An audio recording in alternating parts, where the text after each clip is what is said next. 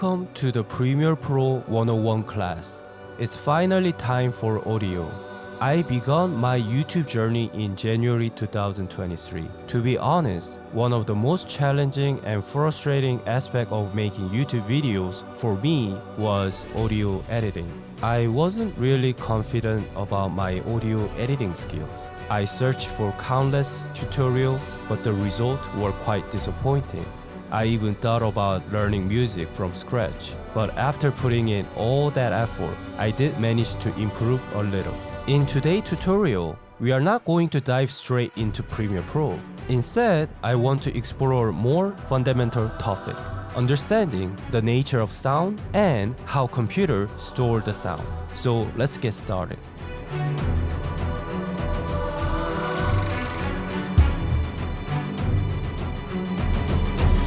First, let's understand the principle of how sound is generated. Sound starts with vibration in the air, like those produced by guitar strings.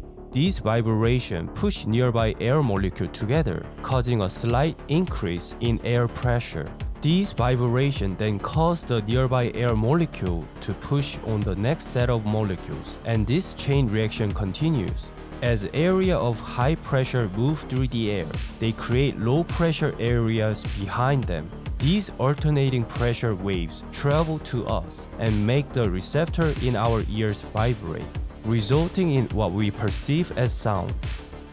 So that's the whole process of how sound is created and how we receive the sound. That's great and all, but we have a major problem. We cannot see the sound.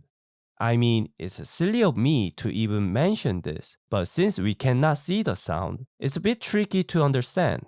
A good analogy for understanding sound wave is to think about how water creates waves, just like in those videos where you can see water waves forming. Unlike the way you can see water waves in videos, sound waves are a bit trickier. They also create waves, but they do it in the air. The catch is we can't actually see them because they are extremely small and travel quickly between air molecules. So we need a visual representation of sound so that we can discuss and study it. Scientists work like a dog and created two ways to represent sound graphically: waveform and spectrum.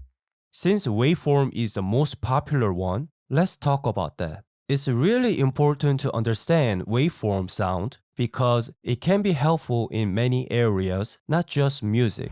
For example, sounds innovation like ultrasound imaging for monitoring a baby's health during the pregnancy, or sonar radar for finding objects underwater are vital. Understanding sound is essential so we can create iPhone. To use sound effectively, we require precise numbers or measurements. In conclusion, to study sound, we need a graphical format, like a waveform, and a measurement unit for each wave. So let's dive into waveform measurement.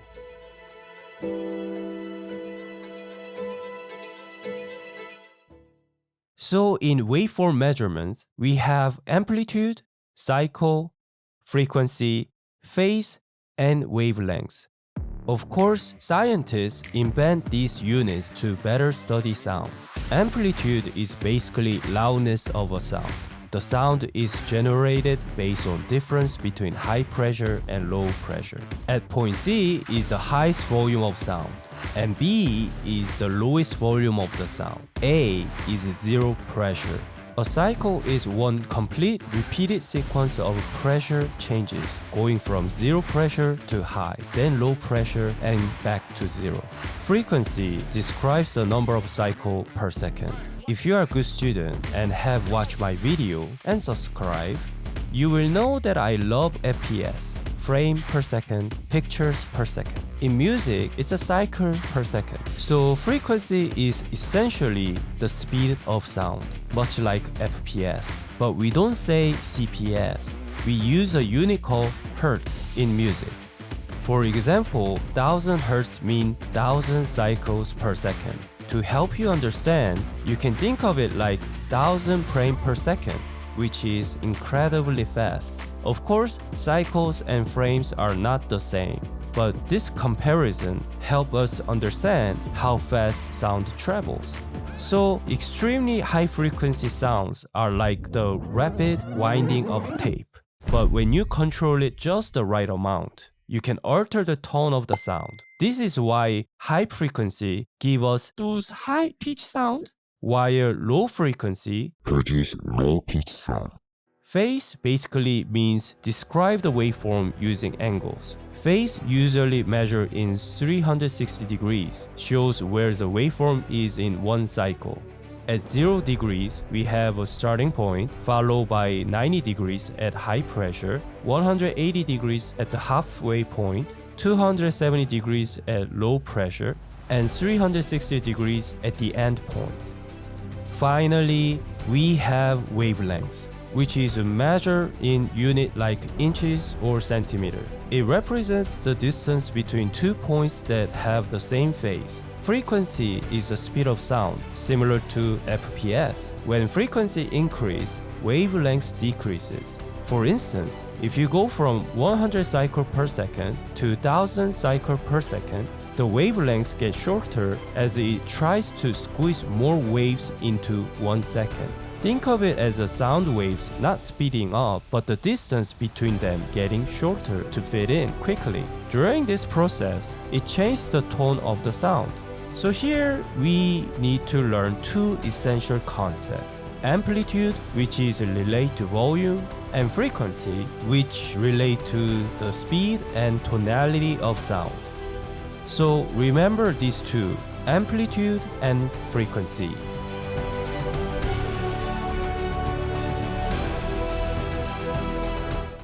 Next up, let's talk about sound wave characteristic. When two or more sound waves meet, they can either reinforce or cancel each other out.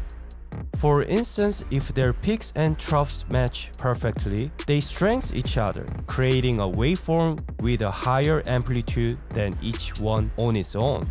On the flip side, if the peaks and troughs don't align, they cancel each other out, resulting in no waveform. In reality, wave interactions are more complex, leading to combined waveforms that are more intricate than individual ones. These complex waveforms represent voice, music, and noise. I'm explaining this to make a simple point. When you add more sound, it gets louder. That's it. Don't dwell too much on this part. Just understand it and move on. The next part will cover how sound is recorded on our computer.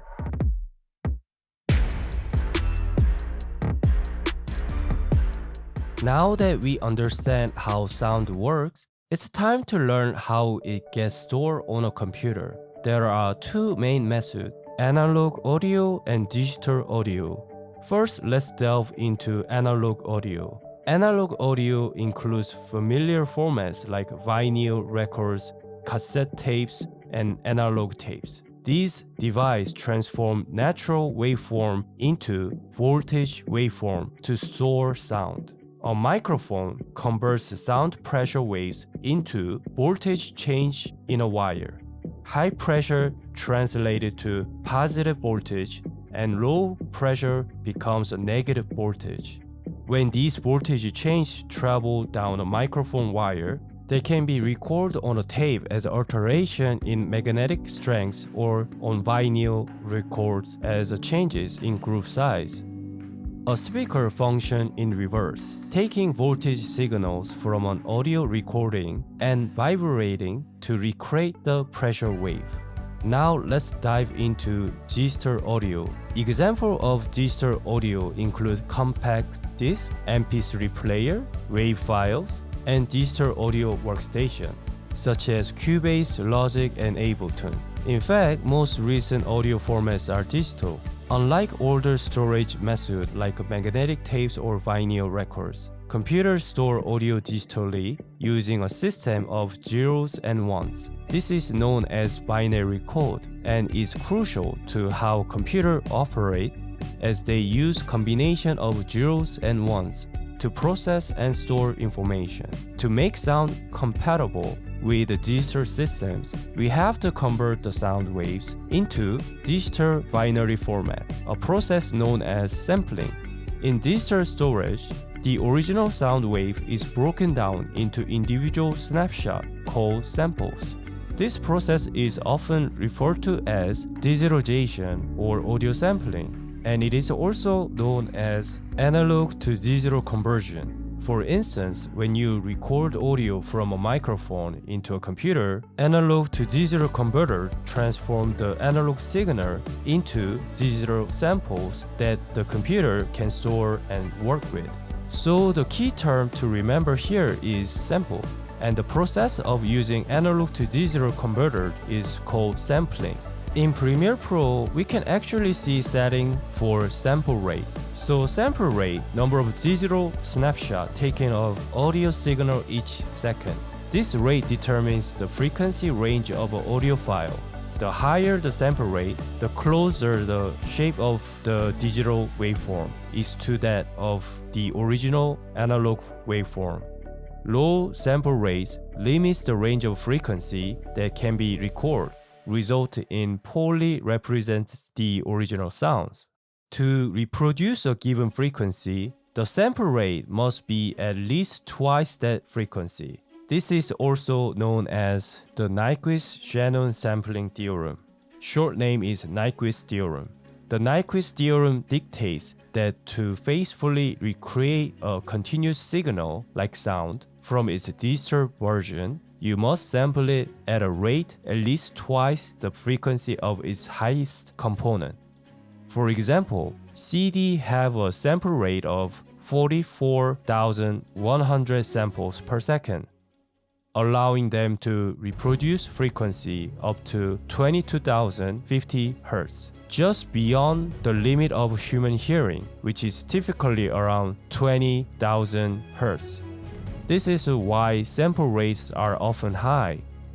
As mentioned earlier, the process of storing sound in a computer is called sampling. Think of it as taking snapshot of each sound. If we compare 20,000 Hz to frame per second, it's like having 20,000 cycle per second, similar to 20,000 frame per second in video. This highlights that a lot of data is needed to record sound effectively. Usually, we use a sample rate of 48,000 Hz, which is the standard for video production, broadcasting, and professional audio recording. This is typically set as the default setting.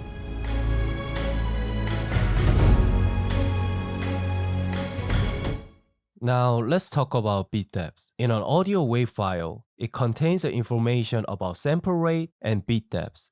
If you look at the setting, you will often find these two together. Let me read out the definition from the book. Bit depth determines dynamic range. When a sound wave is sampled, each sample is assigned the amplitude value closest to the original wave's amplitude. Higher bit depth provides more possible amplitude values, producing greater dynamic range, a lower noise floor, and higher fidelity. Darn it, I have no idea what it said, so I'm going to break it down into three words: amplitude, dynamic range, and bit depth. Amplitude is like how loud or quiet a sound is.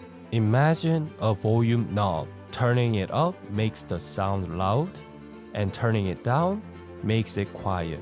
Dynamic range is like how much the sound changes from very quiet to very loud. If a sound has a big dynamic range, it can go from super quiet to really loud. If it has a small dynamic range, it doesn't change much in loudness. Dynamic range is about how much a sound can change from very quiet to very loud. Bit depth is like the colors in a coloring book. Imagine you have a coloring page with only two colors to choose from, like black and white. That's a low bit depth, like 1 bit. Now think of a coloring book with lots of color like red, blue, green, and many more. That's a high bit depth, like 8-bit or 16-bit. In audio, bit depths are about how many different levels of loudness we can represent. More bit means we can show more details in the sound. just like having more colors in your coloring book lets you make more details and colorful pictures. So usually setting is 32 bits by default. If you set it to 8 bits, you will hear gaming console sounds like the music from the Pokemon games we used to play when we are kids.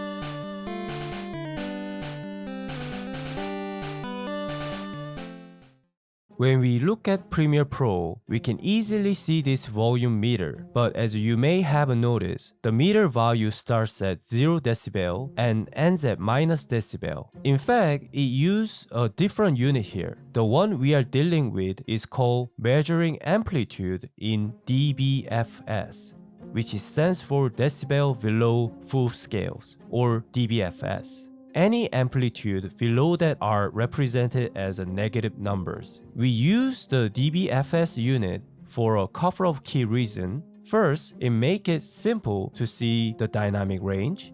And second, it helps prevent clippings. If we have a signal on this meter at -5 dBFS, it means that it's 5 decibel quieter than the loudest it can be without any distortion. The more negative the number, the quieter the signal is compared to the maximum level. If the loudest peak were at -5 decibel and the lowest level were at -45 decibel, there will be a range of 40 decibel. This is called dynamic range, difference between quiet and loud sound. Another reason we use dBFS is to prevent clipping. Clipping happens when a signal goes above 0 dBFS and it makes the sound distorted, especially when we try to make it louder. Think of it this way. Have you ever downloaded a picture on your computer and then made it bigger? Sometimes when you enlarge a small picture, it becomes pixelated or lose quality.